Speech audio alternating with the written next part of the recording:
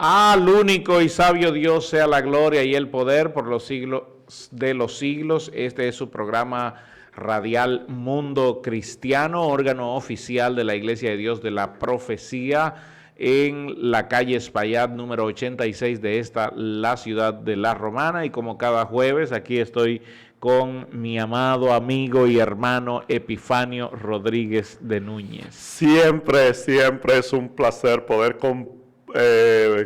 conversar, venir a compartir con esta vasta audiencia que da seguimiento a este espacio de Mundo Cristiano. La verdad es que no importa donde usted esté, mire, no importa el horario, no importa en qué parte del mundo usted esté. Gracias mil por hacernos parte de usted, porque siempre les recordamos que somos una comunidad y la formamos ustedes allá donde quiera que estén, y nosotros aquí en este punto del globo terráqueo formamos esta gran comunidad que lo que buscamos siempre es de agradar y glorificar a nuestro Salvador Jesucristo. Así es, así es. El día de hoy tenemos un gran tema que tratar, pero antes vamos a darle las informaciones de nuestra iglesia local.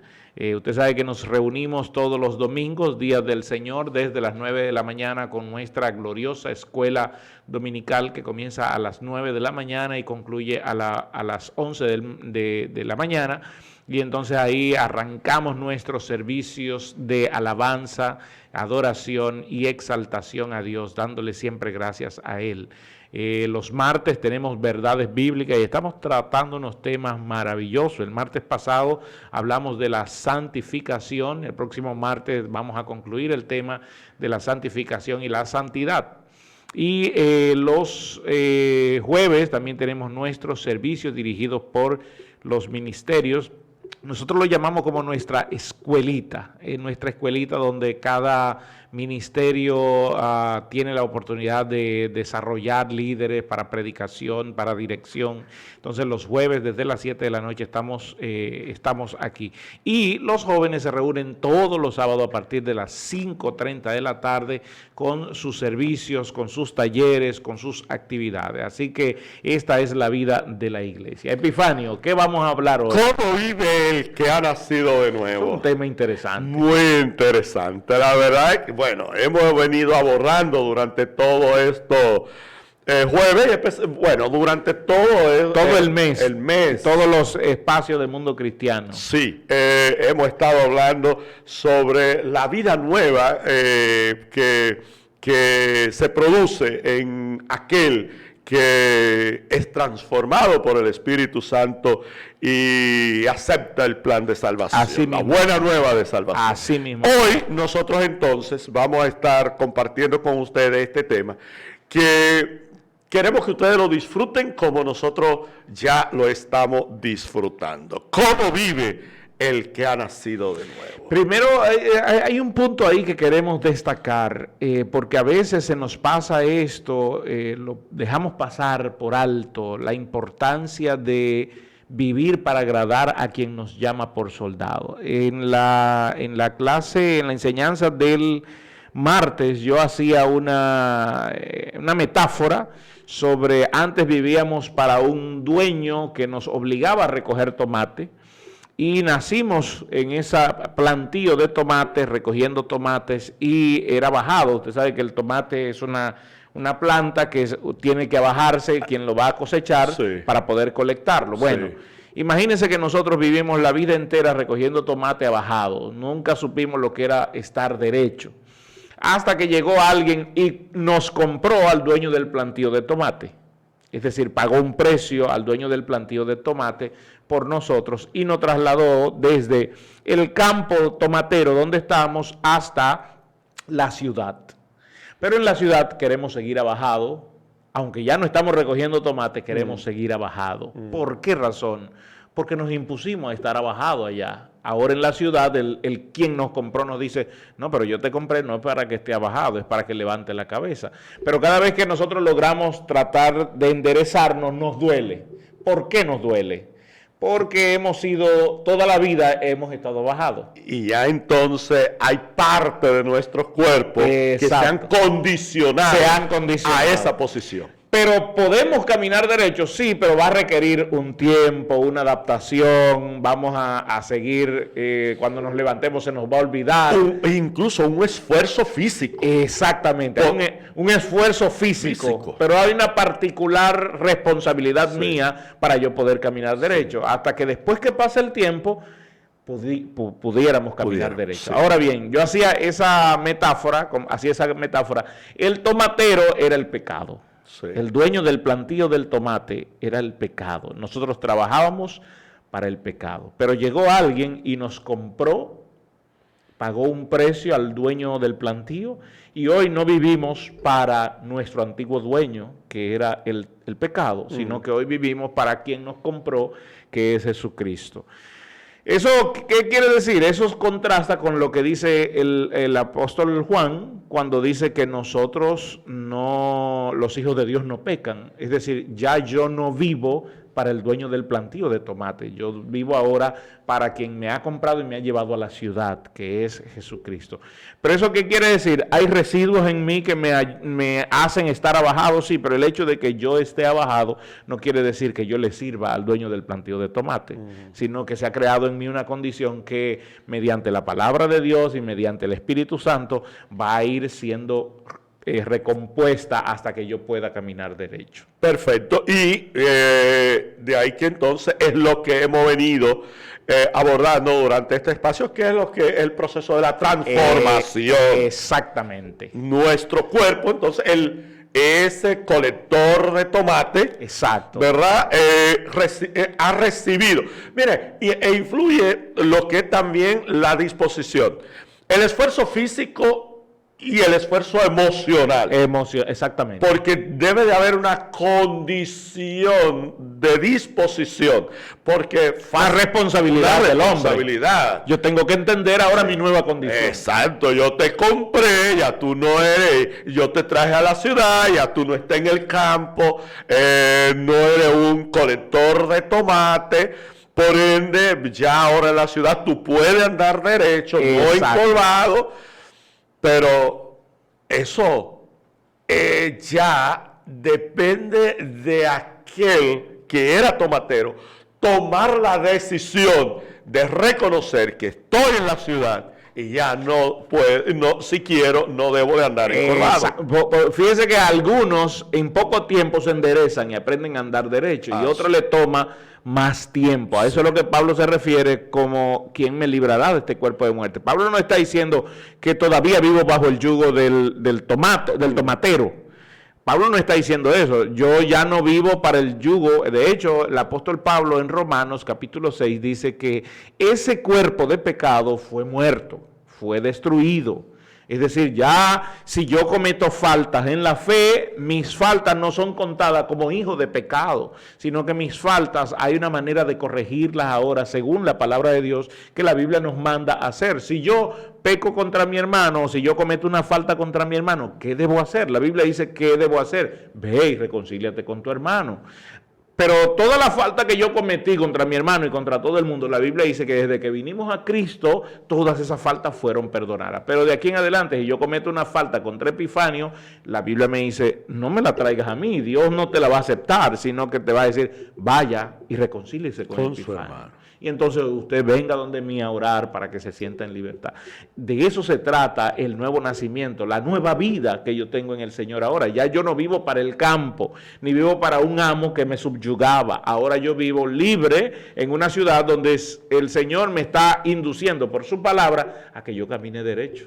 Fíjense cómo hemos tomado esta metáfora para hacer esta gran comparación. Y uno de los puntos que la gente o que el pueblo dentro de la fe no ha entendido es que ya no vivimos para el pecado, sino que ahora vivimos para nuestro Señor. El apóstol Pablo, escribiéndole a los romanos en el capítulo 5, específicamente el versículo 10. Vamos a compartir esta cita bíblica con nuestros oyentes.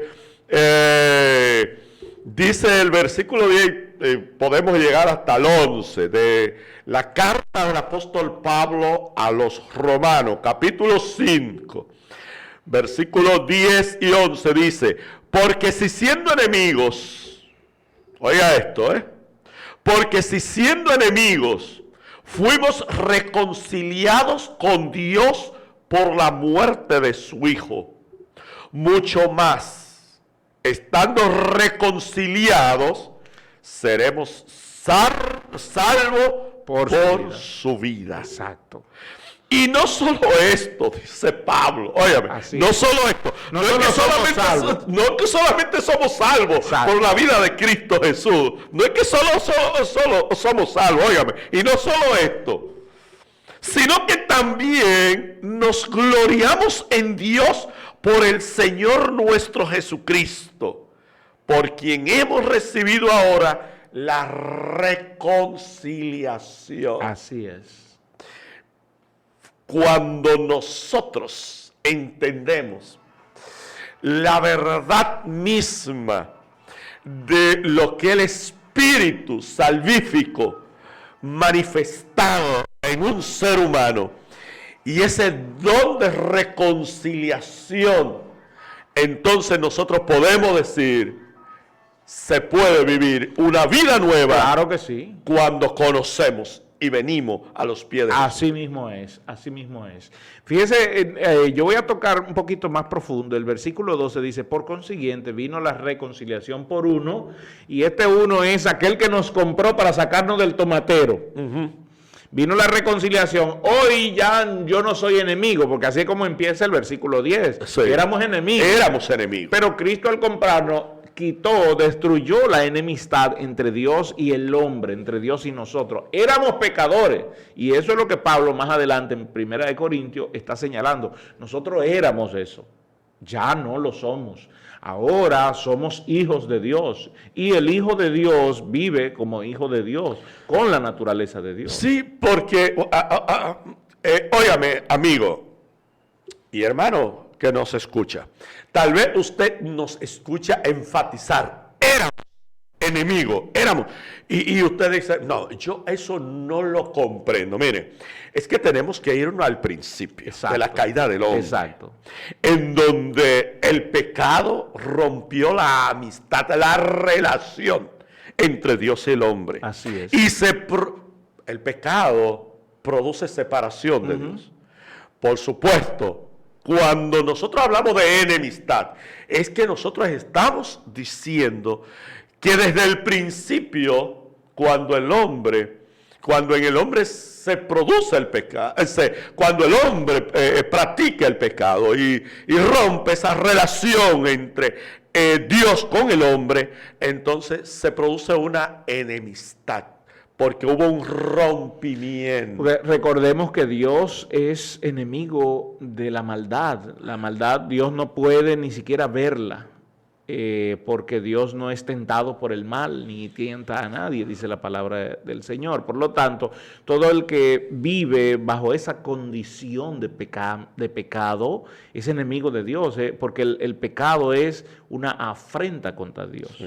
Es como dice el proverbio, cuando señala que el necio, dice el necio en su corazón, el necio está refiriéndose a alguien que está en enemistad total contra Dios. Por eso dice, no, yo no creo en Dios, Dios no existe. Eso es una afrenta, aún viendo la gloria de Dios en la naturaleza, estás diciendo que Dios no es real.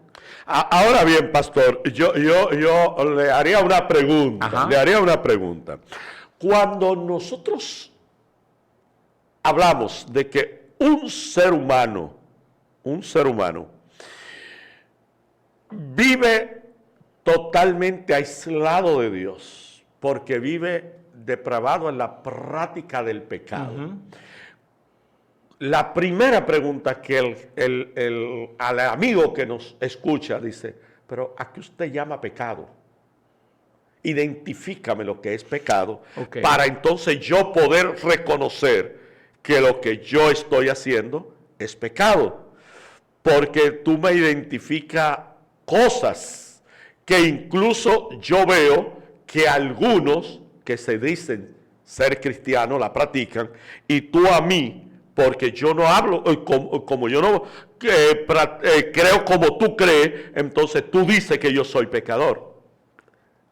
Defíname un poquito. Ok, esa vida pecaminosa. La palabra de Dios dice que pecado es toda maldad. Okay. Y entonces hace una diferencia. Por ejemplo, en 1 Corintios capítulo 6, versículo 9 dice, no erréis, no sabéis que los injustos no heredarán el reino de Dios. Y entonces da una lista de qué es la injusticia que el hombre tiene. Okay. No erréis, dice, no heredarán los fornicarios, todos aquellos que piensan, porque la fornicación llega hasta por el pensamiento, piensan y practican las actividades sexuales placenteras para sí mismo, fuera de lo que Dios ha establecido, que es el matrimonio. Y entonces dice, no los fornicarios, ni los idólatras. Idólatras es sustituir el primer lugar que le pertenece a Dios por cualquier cosa.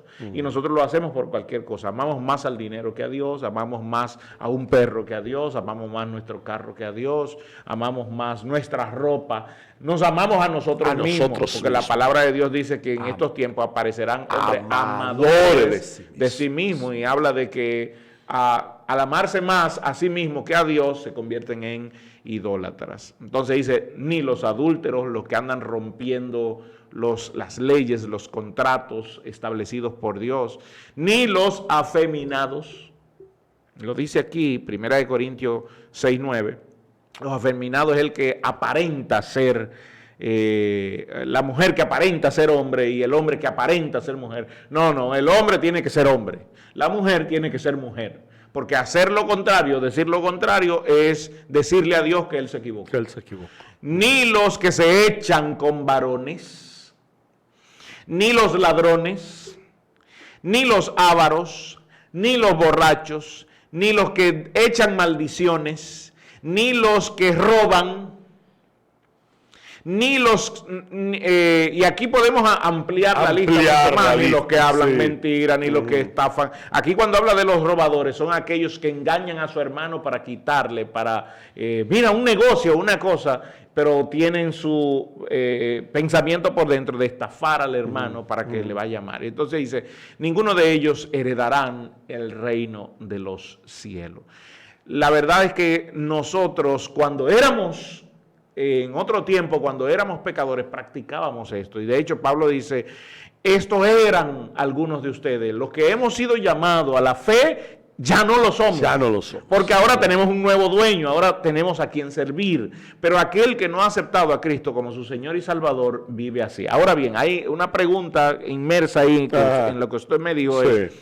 Pero hay gente que practica de eso y que está dentro de las iglesias. Mire, no todo el que anda con una Biblia y dice ser cristiano se ha arrepentido verdaderamente. Porque el nacido de Dios, el que ha nacido de nuevo, las injusticias la detesta.